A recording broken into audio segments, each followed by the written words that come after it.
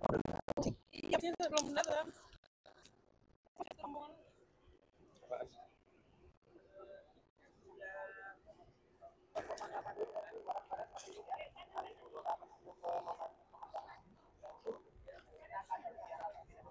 Cupers sekarang ini sini lo, buat sombong nih.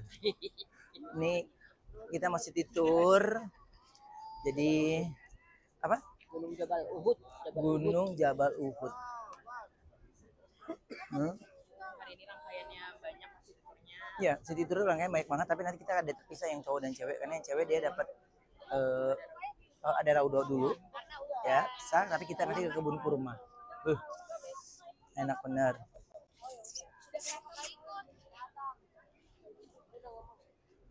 Foto-foto dulu boleh. Nur, mana Nur Dini?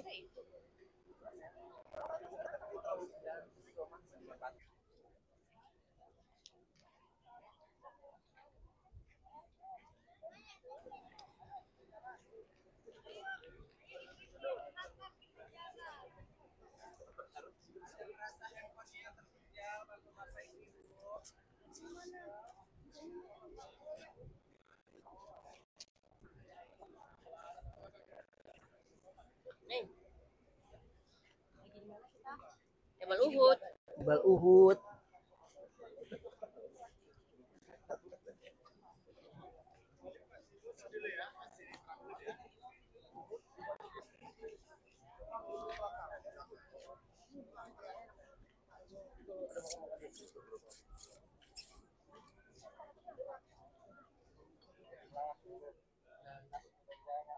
Semua anak aku kafir.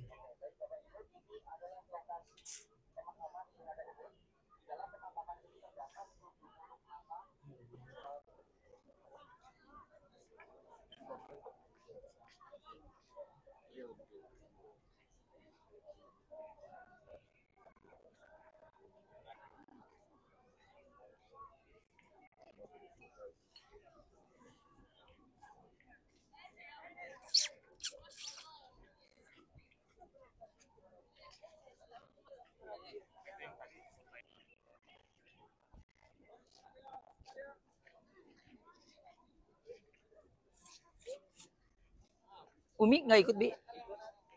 Oh iya. Umi. Lagi cari mana Umi.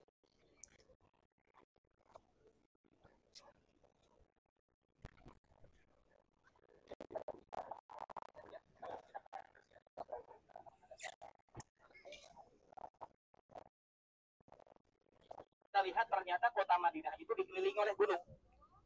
Ya, kota Madinah dikelilingi oleh gunung dan ada dua pintu masuk. Pintu masuk sebelah utara, yaitu ini, dan pintu masuk sebelah selatan. Pintu masuk sebelah selatan itu kecil, ya, dan juga banyak kebun kurma. Sehingga pasukan yang jumlahnya banyak, kalau masuknya sedikit-sedikit pasti akan gampang kalah. Sehingga mereka pasti akan masuk ke kota Madinah melalui pintu sebelah utara, yaitu di sini. Sehingga perangnya di sini, Bapak Ibu. Ya, berarti kota Mekah ada di sana, Bapak Ibu, ya. Kemudian kira-kira di mana lokasi Palestina, Bapak Ibu? Masjid Al-Aqsa kira-kira di mana? Palestina di mana? Itu pengkhianat atau penakut? Pengkhianat. Mereka pada dasarnya penakut. 300 orang mereka emang orangnya penakut. Ya. Karena kalau umpamanya emang mereka itu pasti akan ikut, karena mereka pada dasarnya istilahnya itu roda penggerak utamanya udah nggak ada. Mereka itu secara fisik beragama Islam, tapi hatinya itu membenci agama Islam, sehingga akhirnya mereka ngapain ikut perang, mempertaruhkan nyawa untuk membela sesuatu yang tidak kita cintai, ya gitu. Sehingga mereka memilih untuk pulang ke kota Madinah, bersembunyi di sana, seperti itu. Baik, ini ada kuis untuk 3 orang pemenang, ya. Nanti Tuh bapak yang belakang, tuh bapak yang belakang tuh pakai topi hitam.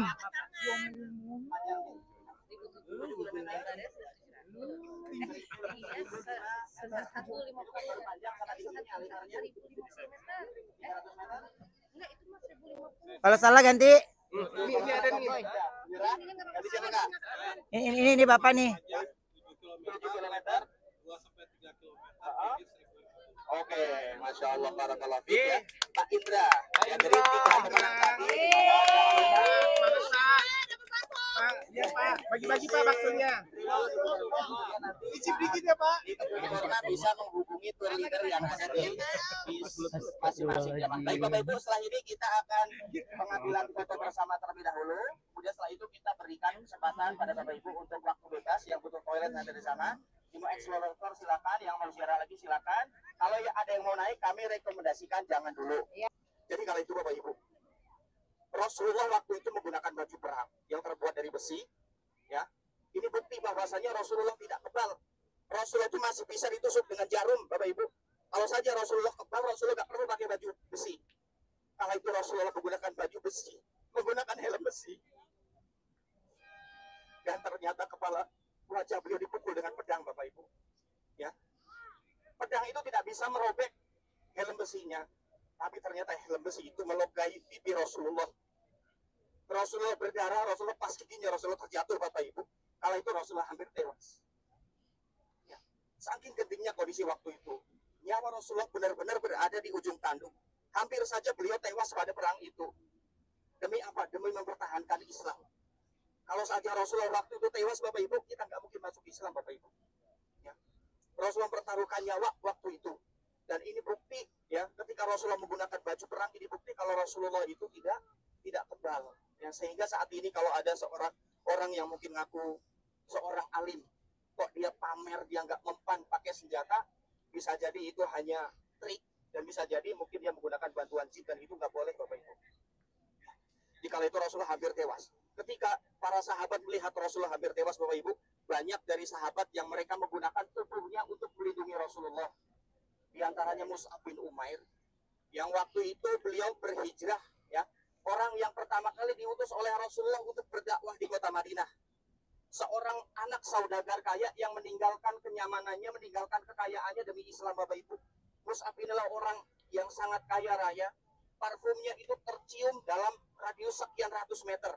Tapi demi memeluk agama Islam, dia meninggalkan itu semua. Dan saat perang Uhud Bapak Ibu, beliau menggunakan tubuhnya untuk melindungi kekasihnya, yaitu Rasulullah SAW. Nama gembong orang-orang munafik. Siapa kira-kira Ruben? Ini siapa namanya? Abdullah bin Ubay bin Salul. Barakallahu fiik. Masya Allah. Jangan lupa. Kemudian nanti untuk ini menghubungi tour leader yang ada di bis. Berarti bersama sama Faisal ya. Oke, siap. Pertanyaan kedua. Ya, pertanyaan kedua. Ya. Tanggal atau kapan terjadinya perang Uhud? Nih, Bapak ini. Berapa tahun? Pak. 7 Syawal, Pak. 7 Syawal, Pak. Ya Allah, salah gue. Angkat tangan dulu, jangan kasih contekan. Iya. Pak, berapa Pak? Berapa Pak? Tahun ketiga. Bulan sama tanggalnya belum dapat. Oke, berarti belum ya, Ibu. Oh, belum dapat. Oke. Siapa? Mamat. Ya, Ibu ini. Oh, enggak. Siapa? Ini semangat banget nih. Ya, 7 Syawal. 7 Syawal tahun 2 Hijriah. 2 Hijriah. Aku tahunnya. Ini tahun-tahunnya, ini tahun bulan dan tanggalnya. Ini Ibu ini. Ibu ini. Apa ibu ini? 7 Syawal. Oke. Nah, Tahun ketiga Hijriah. nggak apa-apa gaya dulu. Keren. Iya. Bagi setengah-setengah ya, Pak. Dapat kuah. Komplain aja.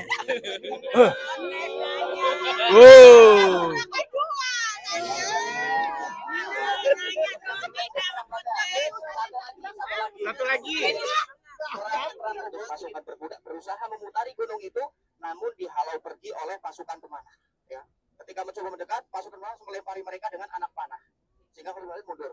Coba maju lagi, mundur lagi, nggak berhasil. Nah, ketika kaum muslimin berhasil memukul mundur pasukan, orang kafir Quraisy mulai berlarian meninggalkan harta mereka. Ternyata 50 orang pasukan itu, 40 dari mereka lupa akan pesan Rasulullah.